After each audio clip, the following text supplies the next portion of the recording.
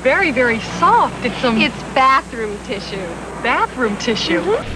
Splish splash, I was taking a bath. Nothing can take the place of your daily bath. Once, even your bathroom told a story of odd inventions, forgotten habits, and quiet routines that vanished without warning. What did we lose when these strange little features disappeared from behind the door? There was something oddly comforting about opening a little metal door built right into the bathroom wall and seeing 10 or 12 pristine white rolls lined up in perfect rows. It felt organized, even luxurious, like the room was always ready for a guest. These cabinets were common in mid-century bathrooms, usually hidden behind a chrome-framed flap or sometimes a flush ceramic tile cover that matched the walls. The idea was to keep the bathroom tidy and always stocked. No frantic calls for a new roll mid-situation.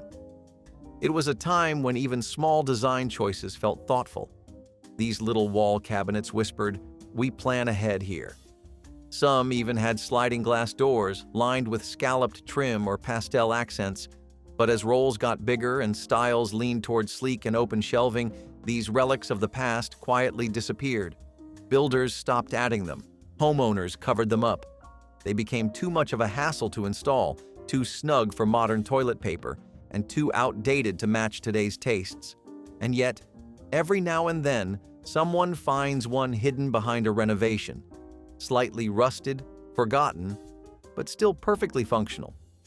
For a moment, it is like opening a time capsule, one that once promised preparedness, privacy, and the quiet dignity of never running out. At the time, it made perfect sense. Why step onto a cold tile floor in the middle of winter when you could sink your feet into soft wall-to-wall carpet? Carpeted bathrooms were the height of comfort in the 1970s and 1980s.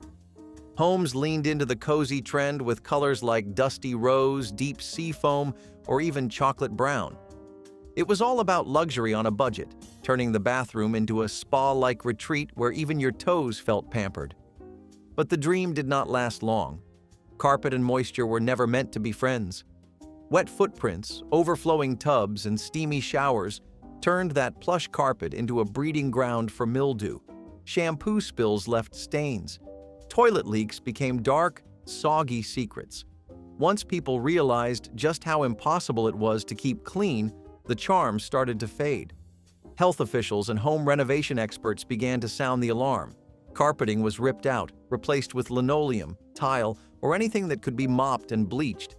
But for a generation of kids who remember brushing their teeth while their feet sank into a soft, shaggy floor, the memory sticks. It was warm. It was weird.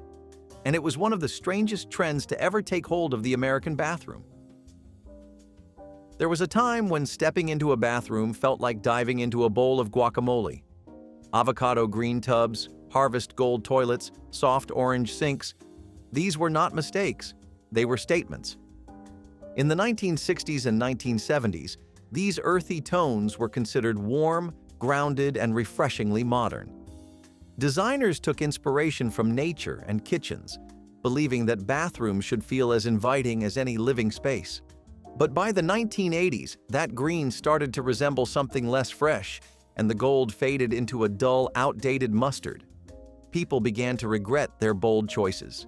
New trends leaned toward beige, white, and chrome, colors that whispered clean rather than shouted retro. Remodels began to sweep these features away.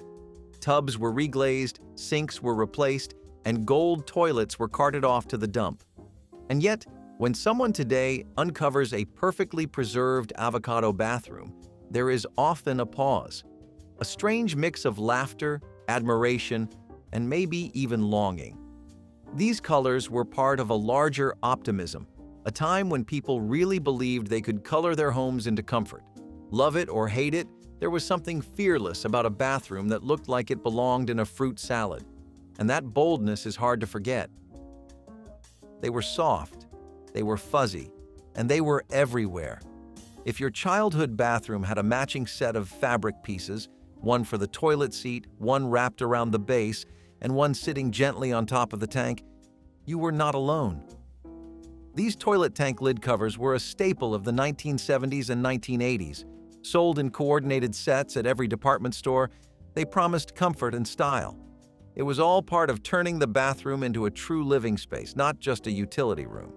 Designers wanted every surface to be soft and decorative, even the toilet. But the dream had its downsides. These fuzzy fabrics soaked up everything: humidity, splashes, the occasional accident, and they never seemed to dry completely. They became homes for bacteria, dust, and a smell that was always just slightly off. Eventually, practicality won. People peeled off the matching rugs, scrubbed their porcelain clean, and moved on to simpler, sleeker bathrooms. Today, those lid covers are mostly gone, hiding out in thrift shops or buried in boxes in grandma's attic. But if you ever spot one still in place, faded but hanging on, it brings back a strange mix of comfort and confusion. Who thought the toilet needed a hat? She was always there, watching over the bathroom like a guardian of dignity and decorum. A porcelain head, maybe with painted lashes and a tiny smile peeking out from the top of a wide crocheted dress. Underneath that ruffled skirt, an emergency roll of toilet paper, hidden in plain sight. These toilet paper dolls were a hallmark of mid-century bathrooms, especially in homes with a certain flair for tradition. You did not just keep spare rolls visible, you dressed them up. Sometimes they were handmade with love, sometimes bought from a local craft fair, and sometimes they came from catalog orders with matching sets. They were oddly formal, oddly whimsical, and completely accepted. But as homes became more modern and bathroom designs leaned toward minimalism, these quirky guardians began to disappear. People wanted sleek lines, not frilly surprises. The dolls were packed away, given away, or just forgotten. Today, you might stumble across one in a secondhand shop, her skirt a little dusty, her smile unchanged. And in that moment, you remember a different kind of bathroom, one that was personal, playful, and just a little bit strange. Because once upon a time, hiding your toilet paper was not about shame. It was about style. There was a time when people smoked everywhere, in the car, at the dinner table, even in the bathroom. That is why so many mid-century homes had small ceramic ashtrays built right into the bathroom wall, usually next to the toilet or above the sink. They matched the tile, often set in pastel pink, mint, or baby blue, and they were not there by accident. The bathroom was one of the last quiet places in the house, and for many adults, it was a place to take a moment and take a puff. These ashtrays were permanent, glazed into the wall, designed to last. But as the health risks of smoking became impossible to ignore, these features quickly became awkward reminders of another time. People stopped using them. Some covered them with art. Others chipped them out entirely. Renovations wiped them away, but they left behind a story. A time when cigarettes were so common, even the bathroom made room for them. If you find one still in place today, it often draws a double take. Not because it is shocking, but because it is so easy to forget how normal it once was. The ashtray says nothing, but it remembers everything. Before everything went digital, your bathroom scale looked like a piece of furniture. Heavy frosted glass, thick chrome framing, a sharp square shape with a dial that ticked with every movement. These glass cube scales were the height of sophistication in the 1950s and 1960s. People did not hide them in closets. They displayed them proudly, like a modern sculpture with a practical purpose. The mechanical dial was mesmerizing. Watching the needle settle felt like opening a safe. But they were not exactly easy to live with. They slid across tile. They cracked. And once digital scales arrived, their bulky, high-maintenance cousins quickly fell out of favor. People swapped them for cheaper, lighter, more precise alternatives, and the cube disappeared. But there was something charming about a bathroom scale that felt solid, serious, like it had authority. You stepped on it with the same respect you gave a bank teller or a high school principal. Today, these old scales are collector's items. Some people keep them as decor. Others try to get them working again, just to relive the satisfying click of a well-built machine. They may not sync to your phone, but they never needed to. They already had weight. It felt glamorous the moment you saw it. A tub built directly into the floor, surrounded by shag carpet, wall mirrors, and maybe a velvet step stool for good measure. Sunken bathtubs were the luxury trend of the 1970s, equal parts spa and movie set. You did not climb into them. You descended. And once inside, you could stretch out under low lighting and pretend you were in a Hollywood dream. But reality hit fast. These tubs were a pain to clean. They collected dust and mildew in every corner. Getting out was a full-body challenge, and one slip on a damp floor could turn elegance into an emergency. As trends changed and safety took priority, the sunken tub quietly faded from new builds. But remnants remain in homes that have not been updated since the disco era. There is something oddly romantic about seeing one today, even if it no longer works. A quiet echo of a time when style mattered more than function, when even a bath could be an experience. And while few people would install one now, they still capture a strange kind of magic. A reminder that once, your tub was not just a necessity, it was a destination. They looked like nothing, a tiny slit in the back of the medicine cabinet, sometimes labeled, sometimes not. But mid-century homeowners knew exactly what it was for. Used razor blades. Back when razors were made of metal and designed to be replaced regularly, you could not toss them in the trash without risking someone's fingers. So you dropped them into the wall instead, one by one, forever.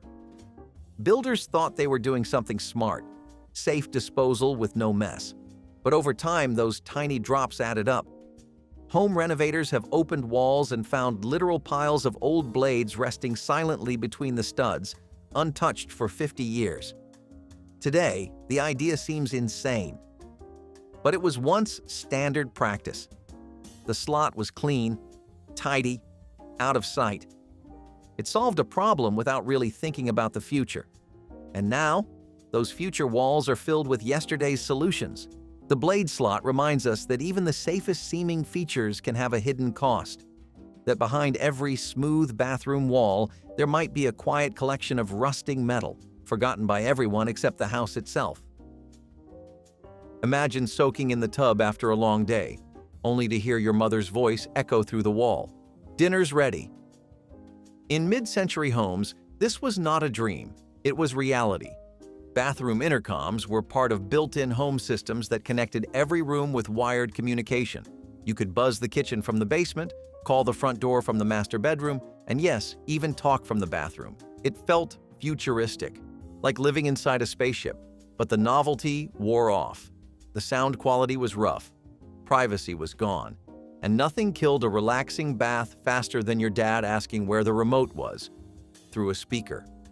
By the 1980s, intercom systems were seen as clunky and outdated. They stopped working, they were never repaired, and eventually, they were just decorative panels collecting dust. Some people pulled them out entirely. Others left them in the wall like little relics of forgotten innovation. Today, they sit frozen, buttons unpressed, speakers silent. They are a reminder that once, even the bathroom was part of the conversation, whether you wanted it to be or not. It started as a presidential preference, and before long, it took over the country's bathrooms. When First Lady Mamie Eisenhower made her love of pink public, homeowners everywhere followed suit. Entire bathrooms were swallowed in shades of rose, blush, salmon, and bubblegum. From floor tile to wall tile, sinks, bathtubs, even toilets, pink was not just accepted, it was expected. Builders leaned in, tile companies rolled out new shades, and the American bathroom blushed hard through the 1950s and into the early 1960s. These bathrooms felt cheerful, feminine, optimistic. Some called them Mamie Pink, others called them charming, but no one called them boring. Over time, though, the trend turned. Pink began to feel dated, kitsch, like a Barbie house that never grew up. Remodels wiped them away in beige waves. The pink tiles were smashed out with hammers, replaced by neutral tones and stainless steel. But now and then, you will find one untouched, a perfect pink palace that somehow survived the decades. And standing in one is like stepping back into a world where color was not an afterthought, it was a lifestyle, and where a pink toilet did not feel strange, it felt presidential. Once upon a time, there was no such thing as standing under a spray of hot water. You soaked, you bathed, and you did it in a tub, nothing more. In many pre-1950s homes, the bathroom was really just a tub room featuring a deep clawfoot or enameled steel tub positioned right in the middle of the space like a throne. There was no shower head, no curtain rod, and certainly no idea of rinsing off quickly. Bathing was a full event, sometimes done only once or twice a week. Buckets of hot water might be poured in manually, and bath time was often shared between siblings, one after another. It was a slower, quieter ritual, more about stillness than scrubbing. But as plumbing improved and schedules got busier, the demand for speed changed everything. Showers took over. Tub rooms were retrofitted or replaced entirely. But in old farmhouses and untouched craftsman homes, you can still find one. A room with no shower, just a proud old tub and maybe a stool nearby. And it reminds you that once, getting clean meant something different. It took time, it took patience, and sometimes it even took a kettle. You knew it was working by the sound, that slow, steady tick that echoed through the tiles like a countdown. Rotary light timer switches were once standard in homes from the 1940s to the 1970s, used to control heat lamps, exhaust fans, or even vanity lighting. You would twist the knob, hear the click, and then wait for the time to run out. It felt like a warning, a reminder that comfort was temporary and the lights would not wait forever. Some were elegant chrome dials, others were beige plastic lumps with fading numbers. But they were all a bit ominous. The ticking filled the room with urgency. Better finish brushing, better finish shaving. Because once it stopped, you were back in the dark. Eventually, these timers became annoying, noisy, inconvenient.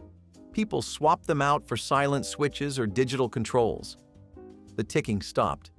But those who grew up with them still remember that sound. It was the soundtrack to rushed mornings and long showers, a strange little relic that turned the bathroom into a timed event. And honestly, it made everything feel just a little more important. Long before smartphones stole our attention, the bathroom had its own reading corner. Not a shelf, not a basket, but a metal magazine rack mounted right above the toilet, where your favorite catalogs, comics, or newspapers waited patiently. These racks were sometimes chrome, sometimes wood, sometimes even built into the back of the toilet tank itself. It was a humble little shrine to slow time and boredom relief. And it was completely normal. You would grab a Reader's Digest, leaf through the Sears catalog, or even catch up on the funny pages while doing your business. The placement made sense, within reach but out of splash zone. But when reading habits changed and digital screens replaced printed pages, these racks began to look cluttered, old, like forgotten coat hangers for outdated habits. Most were removed during renovations. A few survive in guest bathrooms, holding nothing but dust and a long-forgotten copy of National Geographic. But if you ever sit down and glance upward to find one still in place, it hits you. We used to sit longer, read more, and turn pages, not just scroll. It was quiet. It was weird. And it was once the highlight of the whole bathroom. They were not hidden behind the tank or stuffed into a cabinet. They stood proudly next to the bowl, gleaming in matching porcelain or enamel. Toilet brush holders used to be design pieces, part of a color-coordinated bathroom world where everything had to match. If your toilet was seafoam green, your brush was too. If your tub was pink, the brush holder came in rows to match. Some even had tiny floral patterns or gold accents. They were not meant to be ignored. They were meant to blend in and show off at the same time. It sounds odd now, but the brush was part of the bathroom's personality. You could tell a lot about a house by the color of its brush. But over time, people got more practical. Plastic took over. Neutral tones became the norm. The brush was demoted from statement piece to utility object, hidden, disposable, forgettable. Today's holders are sleek, anonymous, and often tucked away, but back then the toilet brush was a member of the family, polished, matching, and always on display. The future had arrived, and it played music while you brushed your teeth. In the 1950s and 1960s, many middle-class homes came equipped with wall-mounted AM radios right in the bathroom, usually installed near the vanity or above the sink. These radios had chrome knobs, glowing dials, and a tinny speaker that delivered morning news, weather updates, and music to help you start your day. It felt like luxury, like stepping into your own personal sound booth. No Bluetooth, no playlists, just static and song right from the wall. Families timed their morning routines to the radio, waiting for weather reports, traffic alerts, or their favorite tunes. But as FM took over, then cassettes, then CDs, these built-in radios stopped keeping up. They became background noise, literally and figuratively. Repairs were too expensive. Reception got spotty. And eventually, the knobs stopped turning. Most were removed during remodels, leaving empty wall panels or odd square holes. But now and then, someone flips a switch and hears it again. That old voice, a little distorted, calling out the time. And for just a second, it is like the house remembers. You are in the shower, steam rises, and then you notice it, that little foggy window set into the wall, just above the faucet, just beneath eye level. A metal-framed mystery that was supposed to let moisture out, but usually just let cold air in. These metal shower windows were popular in mid-century bathrooms, intended as built-in ventilation before fans were common. The idea seemed smart at the time. Let the steam out, dry the air. Simple, right? Except it rarely worked that way. Instead, they fogged up, they rusted, they leaked, and they turned warm showers into drafty regrets. On winter mornings, you could feel the chill creep in through the seams. In summer, they trapped heat instead of releasing it. Eventually, people realized that fans worked better. These windows were sealed up, painted over, or replaced entirely. But in some old homes, they remain, sealed shut with caulk or stuffed with towels, like a forgotten eye that once tried to help but never really got it right. And every now and then, someone asks, "What was that for?" And the answer is, it tried.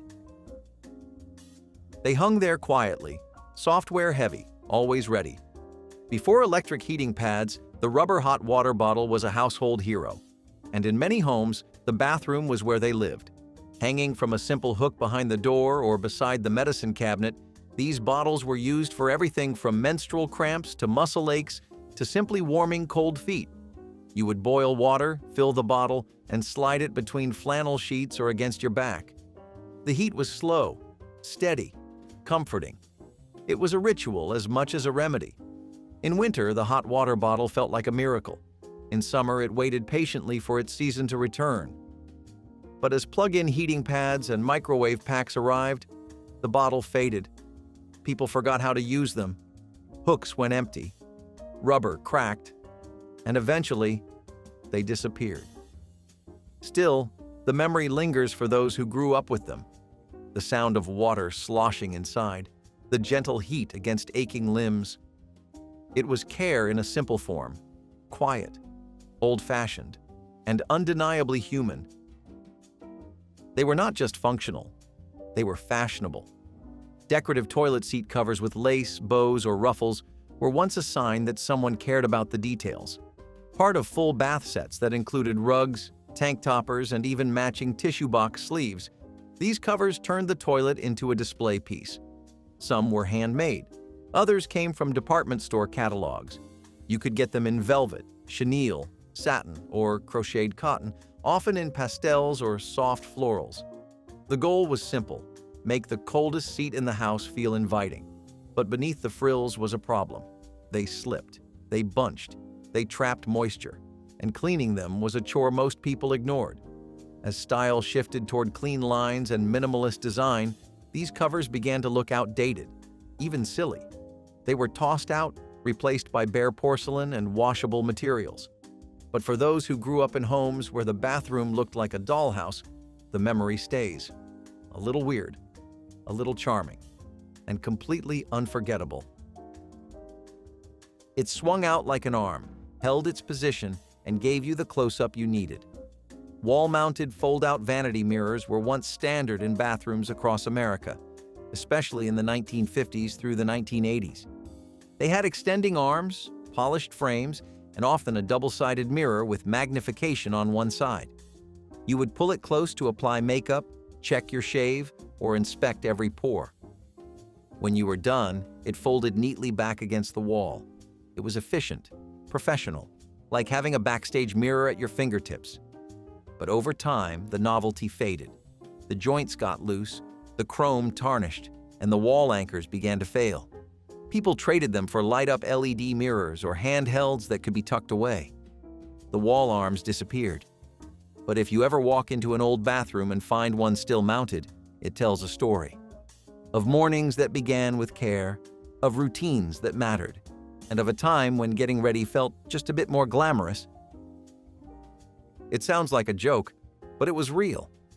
In some mid-century homes, the toilet tank came with a tiny coin slot molded into the plastic lid, turning it into a rainy day piggy bank. You could drop in nickels, dimes, or even pennies after a long day and let your bathroom literally collect savings. Some had cheerful messages printed on top, things like "flush away your debt" or "save a penny, save a flush." It was part gimmick, part good habit, and part reflection of a time when every little bit counted. Children loved it. Adults used it without a second thought. It was not just about saving money, it was about turning routine into ritual. Even in the most ordinary places, people were trying to make life feel just a little more hopeful. And for households that lived paycheck to paycheck, it was one more way to stash something aside. But as design trends shifted and toilets evolved, these plastic coin bank lids disappeared. They cracked easily. They were hard to clean. And honestly, no one wanted to fish for savings during a plumbing repair. Still, if you ever find one intact in an old ranch-style home or tucked in the corner of a vintage shop, it brings a smile. A small, silly reminder that once upon a time, even the toilet tried to teach you about saving. One coin at a time.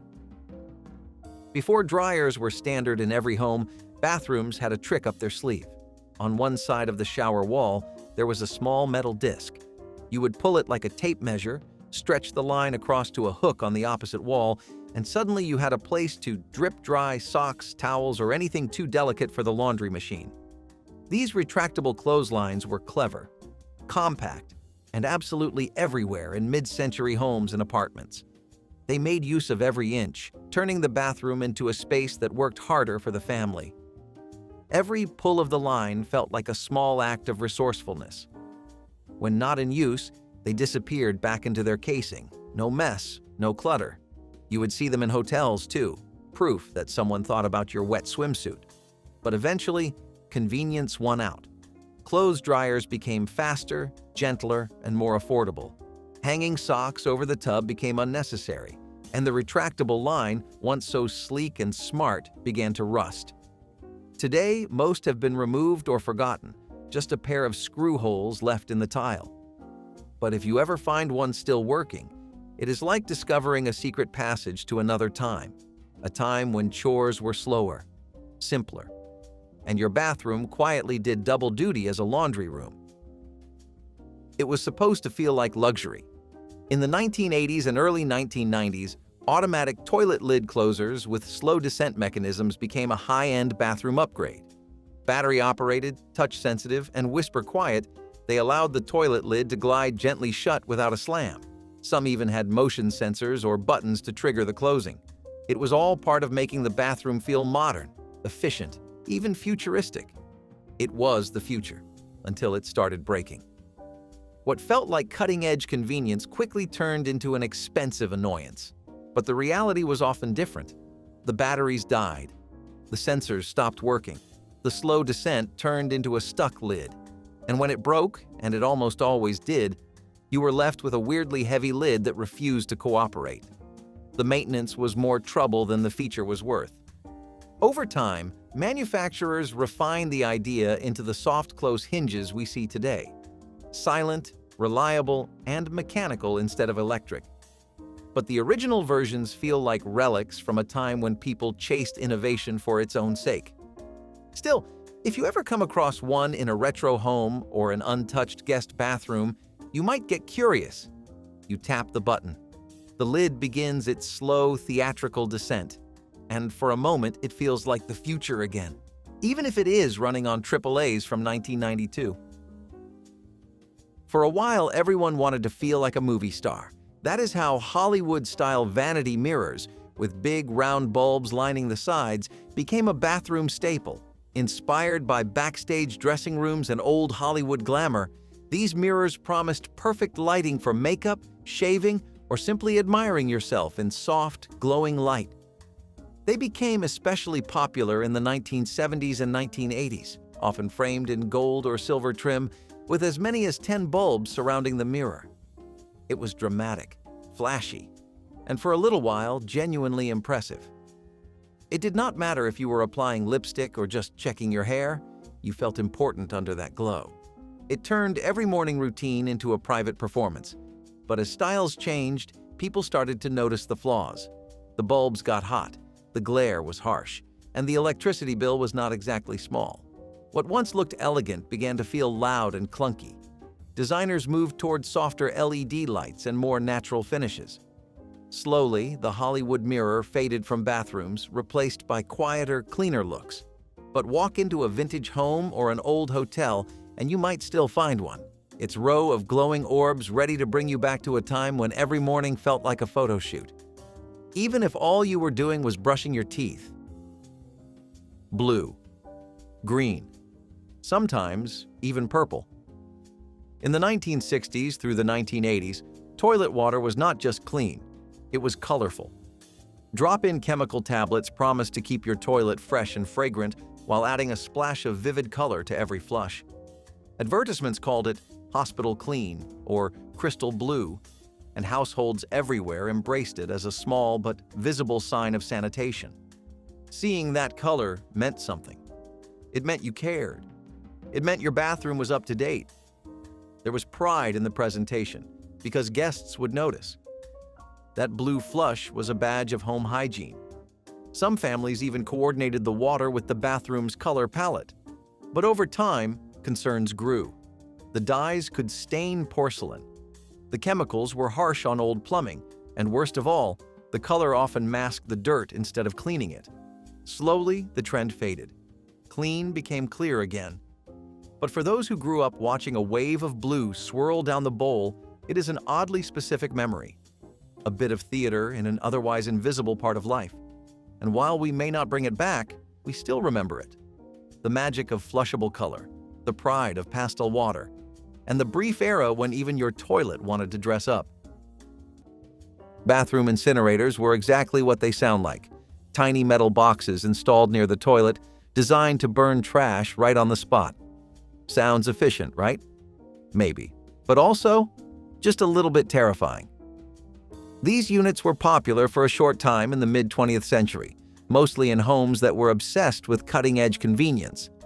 They were meant for tissues, cotton balls, wrappers, and small bits of waste, not, let us be clear, diapers or anything major. You would flip a switch, hear a low hum, and then wait while your trash slowly vanished into ash. It was like having a personal bonfire inside your bathroom. Some even came with a little chimney that vented outside. Of course, the smell was something. And safety? Let's just say it was a different time. These machines were prone to overheating, and if you put the wrong thing in, you might get more flames than you bargained for. Eventually, people realized that trash cans and weekly pickups were a whole lot safer. So the bathroom incinerator quietly disappeared, along with the era of lighting your garbage on fire next to your shampoo. But while the bathroom was heating up, the beauty routines of the day were getting pretty cool. And I mean that literally. Just wait until you see the hairdryers. Built-in intercom systems were supposed to be the future. Press a button in the kitchen, and you could talk to someone 2 rooms away. No yelling, no walking upstairs, just crystal clear communication across your house. Except, not really. These systems were clunky, ugly, and often broken. The audio quality was closer to a drive-through speaker than anything futuristic. Static, echoes, and random bursts of feedback became the norm, and when they did work, it often felt like you were eavesdropping more than talking. Even as a novelty, the intercom felt outdated within a few years, replaced by cordless phones and then home cell lines. What was once cutting edge quickly became awkward background noise. People quickly realized that a cordless phone, or just walking down the hall, was faster and less frustrating. Within a decade, these systems went from high-end status symbols to forgotten wall boxes gathering dust. Some were hidden behind art, others were ripped out entirely. But if avocado green had a twin in tragedy, it was coming next. A color so bold, so sunny, and so divisive that it burned itself into America's kitchen memory forever. It is hard to explain to someone today why there would be an ironing board in the kitchen. But for generations of American homemakers, ironing while cooking made perfect sense. You could press shirts while pasta boiled. The ironing board lived behind a narrow cabinet door, usually next to the fridge or near a pantry wall. You would open the latch, fold it down, and start ironing right there on the linoleum. It made the kitchen feel like a command center. Meals, laundry, homework, all happening at once. Some were even wired with built-in sockets, so you could plug in your iron without running cords across the room.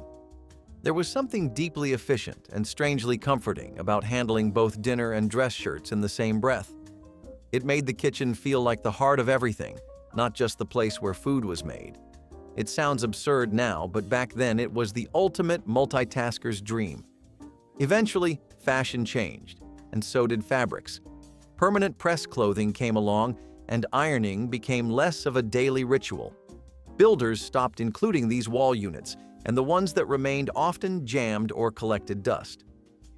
Today, a recessed ironing board in the kitchen wall feels like something out of a time capsule. You can still see the outline on painted-over cabinet doors in old houses. But no one's waiting on the kettle while smoothing out their slacks anymore. What else have we quietly stopped doing? Let us talk about the rumpus room. If the living room was where adults behaved themselves, the rumpus room was where the kids got wild. Usually tucked away in the basement, this was the unofficial playground of every suburban household from the 1950s to the 1970s. Carpeted in wall-to-wall shag, lit by lava lamps, and often filled with beanbag chairs, dartboards, and mismatched furniture, the rumpus room was every child's dream and every parent's secret weapon. You could send the kids down there for hours, let them roughhouse, make noise, and burn off all that energy while the grown-ups enjoyed some blessed peace upstairs. It was not about looking nice, it was about cutting loose. Some had jukeboxes, others had board games stacked to the ceiling, and every now and then you would find a couch that doubled as a trampoline. It was chaos, but it was controlled chaos. Over time, the idea faded as homes got bigger and open concepts took over. Now, everything is multifunctional. But there was something beautiful about a room that existed just for noise, mess, and memory making. The name says it all, rumpus. No rules, just vibes. But even in the loudest house, you still needed a way to call the kids upstairs. And you will not believe how we used to do that. Orange and brown. Together, they were supposed to represent warmth, nature, and the grounded spirit of the 1970s. Designers called them earth tones. Homeowners called them modern. But within a few years, most people started calling them ugly. These colors crept into every corner of the house, from rust-colored curtains and burnt orange sofas to chocolate-brown carpets and gold-tinted kitchenware. When paired with low lighting and wood paneling, the effect was not soothing, it was stifling. Rooms felt smaller, homes felt older. The optimism of the post-war era was gone, and in its place came heavy, saturated tones that weighed everything down. It was like living inside a forever sunset that never let up. Even kids' bedrooms, meant to be bright and fun, often ended up looking like burnt orange caves. By the time the 1980s rolled around, decorators ran screaming toward pastels, neon, and glass. Orange and brown were buried under coats of white paint and forgotten, like the dusty shag carpets they often matched. But style was not the only thing people gave up on. Sometimes, even the furniture itself just gave out. Warming drawers used to be the quiet hero of the kitchen, especially when dinner was not ready all at once.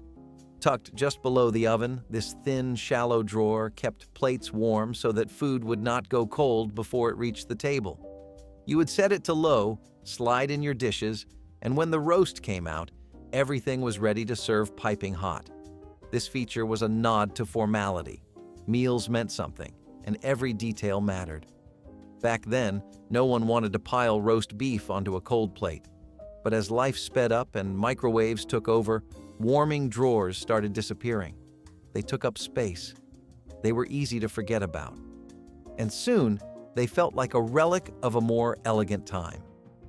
Builders stopped including them in standard models, and even higher-end kitchens started to phase them out.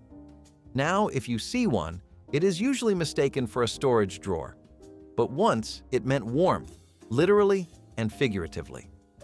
It meant taking care, not just serving food. When did we stop setting the table like it was worth it?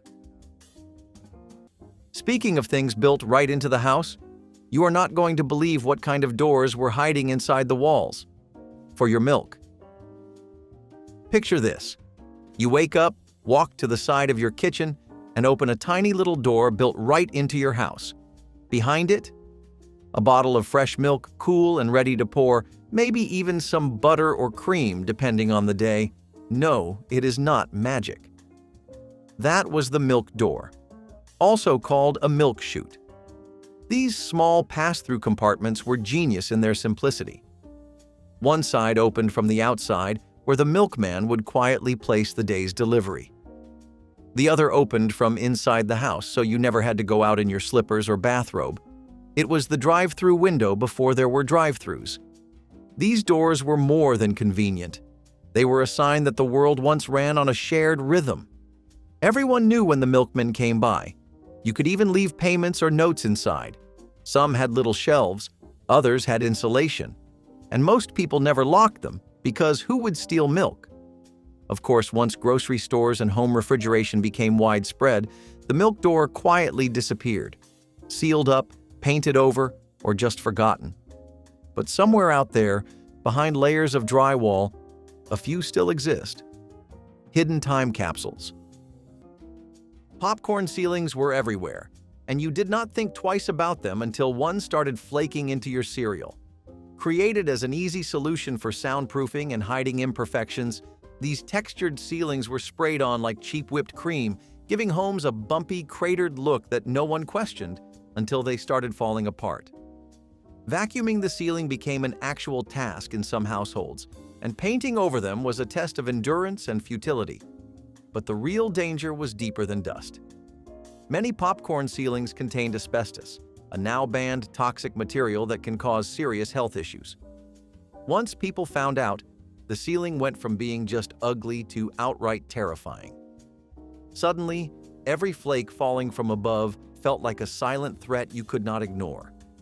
That meant removing them was not just inconvenient, it was dangerous and expensive. Families who had lived under them for years were suddenly advised to bring in professionals just to make their homes safe again. Something meant to be invisible became the most threatening part of the room. And the disasters did not stop there. Just take a look under your feet. There was a time when flour was not just something you kept in a bag in the pantry. In the mid-20th century, many kitchens came with a built-in flour bin right in the counter, an aluminum drawer that pulled out like a bread box and held pounds of flour at once. At the bottom of that bin, a small metal crank-operated sifter attached directly to the front panel. You turned the handle and watched flour fall like powdery snow into a bowl. Housewives loved it because it was fast, tidy, and always right where you needed it. There was a rhythm to it. The soft grind of metal, the whisper of sifted flour, the calm before the dough. It was not just about baking, it was about the ritual that came before it. But as kitchens got sleeker and flour got sold in resealable paper bags with built-in spouts, this feature disappeared. New cabinets were built without them, and most people never even noticed. Today, the few remaining ones are either sealed shut or filled with junk no one wants to deal with. You can find one in an old home and still smell the ghost of biscuits and pie crusts. But no one teaches you how to use the crank anymore. Like so many kitchen traditions, it quietly faded into the background, and now it lives only in memory. or maybe in Grandma's house if you are lucky. When did our tools become so disposable? It looked like a cabinet, just a little rectangle in the wall with a tiny knob. But open it up and suddenly you had an ironing board swinging down like a Murphy bed for your clothes. Fold-out ironing boards in the wall were the peak of space-saving genius. These things were especially popular in mid-century homes, when every inch of space had to count. The board folded out flat, usually right next to the laundry area or inside the kitchen pantry. You did not have to drag a heavy metal contraption from the closet. Just pop it open, plug in the iron, and get to work. Some even had a tiny shelf or built-in plug to hold the iron itself, along with a little light above the board. Now that was fancy. Housewives adored these because they made chores quicker. And let's face it, they just looked slick. Like the house was in on the secret with you. Eventually, though, as trends moved toward larger laundry rooms and portable everything, these ironing stations disappeared. But for the folks who grew up with one, there is a real nostalgia there. It was like opening a secret door into domestic life. Now, speaking of secret doors, the next one was not about cleaning your shirt. It was about making sure your closet smelled like the forest. The step-down bathtub was supposed to bring spa-level relaxation into your home. Instead, it brought stubbed toes, twisted ankles, and more than a few emergency room visits. These sunken tubs looked sleek in design magazines, especially when surrounded by lush ferns and candlelight. But reality hit hard the moment you tried to use one. They were awkward to get into, nearly impossible to clean, and posed a serious risk to anyone with limited mobility. The edge was invisible to the untrained eye, so guests would stumble, kids would fall in, and elderly family members avoided them altogether. On top of that, the plumbing was often complicated, the water lines were hard to access, and the moisture around the recessed area led to mold problems. For a feature that took up so much space, the step-down tub delivered very little comfort in return. And unlike a regular tub, you could not just swap it out. It was built into the foundation. Expensive to install, expensive to remove, and all too easy to regret. But even if you managed to climb out in one piece, your next problem was likely waiting for you in the kitchen. The electric hot plate built into the countertop was not meant to replace the stove. It was there for the in-between moments, the simmering, the reheating, the lonely cup of soup on a gray afternoon. It looked like a single stovetop coil embedded right into the counter, usually near the sink or beside the coffee station. You turned the knob and it glowed red. No pots stacked on burners, no full stove required. For single servings or quick boils, it was perfect. They became especially popular in the 1950s and 1960s during the height of the modern kitchen boom. They were sleek, functional, and felt futuristic. But they came with risks. Open coils got hot fast, stayed hot longer, and were sometimes forgotten. Over time, homeowners chose to have more counter space instead. The coils vanished, replaced with cutting boards and clean surfaces. But those hot plates once stood for independence, the idea that a small meal still mattered, that a house could be big, but one burner could still feel like home. What part of the kitchen did we lose when we made everything smooth? Once upon a time, you did not just decorate your bathroom, you committed to it. We are talking full-color, floor-to-ceiling, single-shade devotion. Pastel pink, mint green, baby blue, or the ever-famous avocado, these were the color-coordinated bathroom suites of the 1950s through the 1970s. And when we say coordinated, we mean everything. The toilet, the tub, the sink, the tile, sometimes even the toilet paper, matched like a showroom display. First Lady Mamie Eisenhower helped popularize the trend with what people dubbed Mamie Pink. Entire homes were built with these candy-colored palettes baked into their bones. But of course, color trends change. What once looked stylish and luxurious now feels a bit like stepping into a cartoon. As minimalism took hold in the 1990s and 2000s, bold bathroom hues were slowly wiped away, replaced by whites, grays, and beige. Still, those vivid bathroom suites had a kind of joy to them. They made you feel something, even if that something was confusion. And if the color did not impress you, the next home feature definitely would, especially if you ever hated carrying a heavy laundry basket down the stairs. Harvest Gold was never meant to be subtle. It was loud, it was proud, and for one strange decade it coated every surface of the American kitchen. Paired with avocado green or orange, it was not just a color, it was a statement.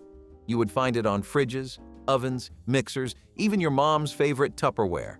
Advertisements promised it would bring warmth and cheer. But step into a Harvest Gold kitchen today, and it feels less like nostalgia and more like stepping inside a mustard bottle. The brightness that once felt cheerful began to feel aggressive, like a room that never let you relax. It faded fast, stained easily, and always seemed to clash with whatever came after. Like avocado green, it was an attempt to blend nature and futurism, and it failed at both. Once natural light hit a Harvest Gold refrigerator, the whole room seemed to glow with the hue of old mustard. Families tried to modernize around it, but nothing could mute the glare. And when the 80s arrived with chrome and pastels, Harvest Gold became the aesthetic equivalent of showing up in bell-bottoms to a wedding. Still, at least it stayed in its own space. The next design trend went everywhere and reflected everything. Before Bluetooth speakers and smart home assistants, there was the built-in wall radio. Usually installed near the phone nook or tucked into a panel above the kitchen counter, this was your portal to the world. With one turn of a giant knob, you could get the weather, farm reports, school closings, or your favorite midday jazz station. Some had small intercom buttons for calling upstairs or out to the garage. It was kitchen multitasking before anyone used the word. Moms would hum along while stirring soup or call the kids for dinner through the built-in speaker. You knew what time it was by the voice on the radio, not your phone. It was the soundtrack of daily life, soft static, local news, and old familiar jingles. Even the quiet moments felt fuller with it playing in the background. But as media moved to TV, then to handheld devices, these built-ins became obsolete. Wires were cut, faces painted over. Now, if you find one in an old house, it looks like a forgotten control panel from a spaceship. Once, it brought life into the kitchen. Now, it is just a silent square on the wall. We carry entire sound systems in our pockets today, but they do not echo down the hallway the same way. What did we lose when the kitchen stopped singing? We need to talk about the elephant, or maybe the shag, in the room. Carpeted bathrooms. Yes, wall-to-wall carpeting in the bathroom. Someone, somewhere, decided that stepping out of the shower onto tile was just too cold. So instead, they gave us plush floors that soaked up everything. These bathroom carpets matched the walls, the sink, the curtains. You had mint green bathrooms with mint green rugs from tub to toilet, pink bathrooms with matching fuzzy toilet seat covers and floor mats. It was peak comfort meets catastrophe. Over time, those comfy carpets turned into breeding grounds for mold, mildew, and mystery smells. Still, you have to give it credit for ambition. For a few decades, the bathroom was not just a place to get clean, it was a fully furnished retreat. These days, waterproof vinyl and ceramic tiles have reclaimed their throne. But every now and then, you stumble upon an old house with a powder blue plush floor and wonder what it was like to live so fearlessly. Now, if that made you raise an eyebrow, wait until you hear about the toilet paper holders. That could sing. If your grandmother had a nutmeg grater drawer, you already know this was not about convenience. It was about pride.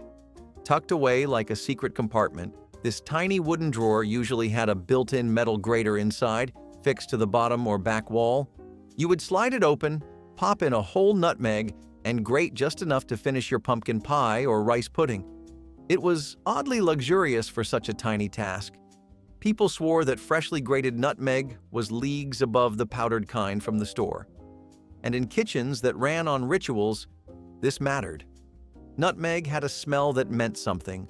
Holidays, Sundays, a warm drink on a cold evening. It was the finishing touch, the kind of detail that showed you cared about flavor, not just filling bellies.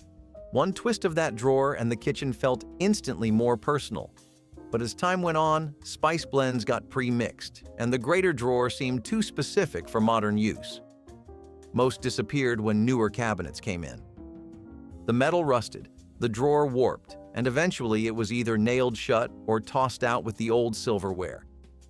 But once, it was a mark of a thoughtful kitchen, one where flavors came from effort, not a jar. Next time you taste store-bought eggnog, ask yourself, what tiny traditions did we leave behind? Sunburst clocks, brass peacocks, oversized metal sculptures of sailing ships. If it glittered and could be nailed to drywall, it was probably up there. Wall decor in the 1970s took the loudest ideas from mid-century modern and cranked them past 10. The sunburst clock especially became the crown jewel of every living room, often mounted above a fireplace or a sagging plaid couch. It was supposed to say, sophisticated modern family. But what it actually said was, time stopped in 1973. These pieces aged fast. Dust built up in the corners. The faux gold finishes dulled. And eventually, people began to question why a clock needed 20 sharp metal rays stabbing out into their personal space. Like so many things from the 70s, it was a style built on boldness. And boldness is a hard thing to live with, especially when it came in shades of burnt orange and baby poop brown.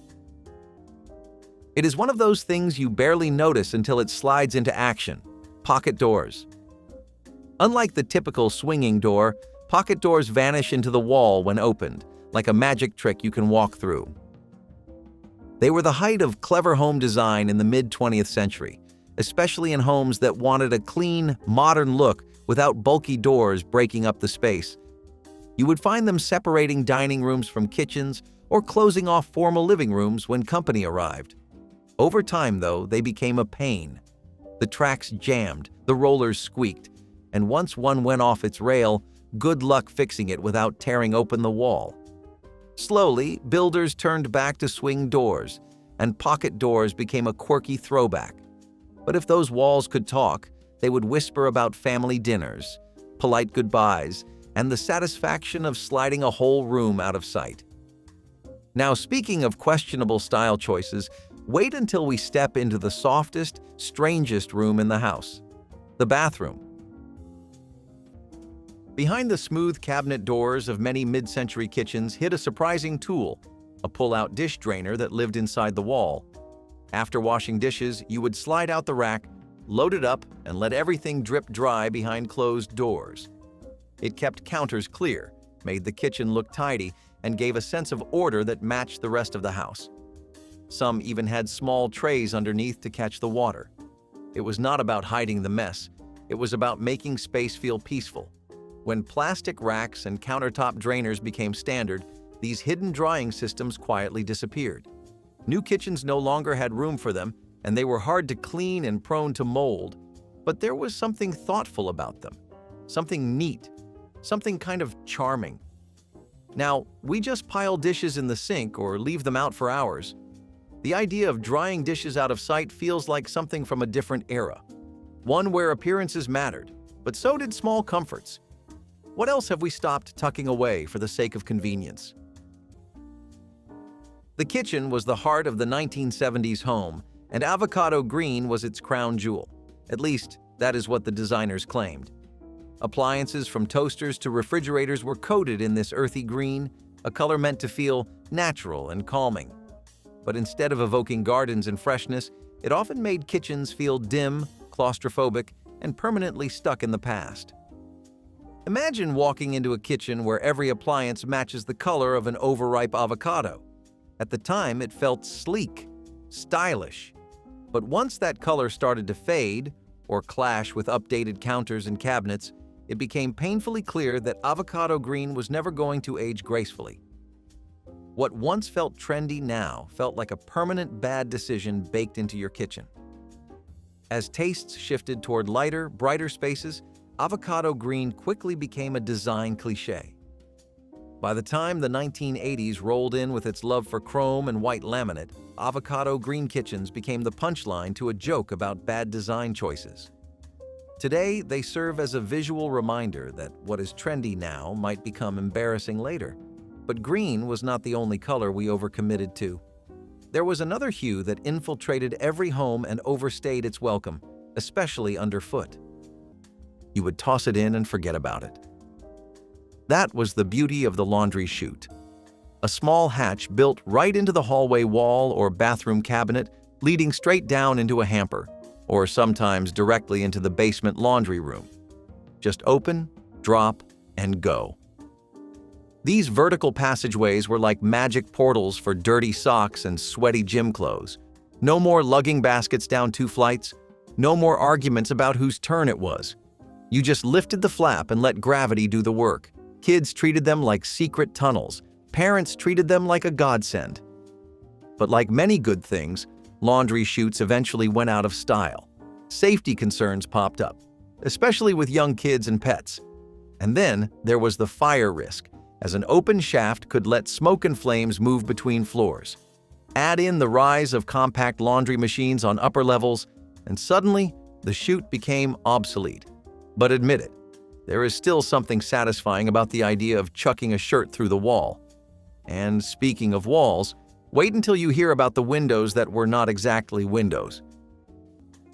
Which of these weird old bathroom features do you remember?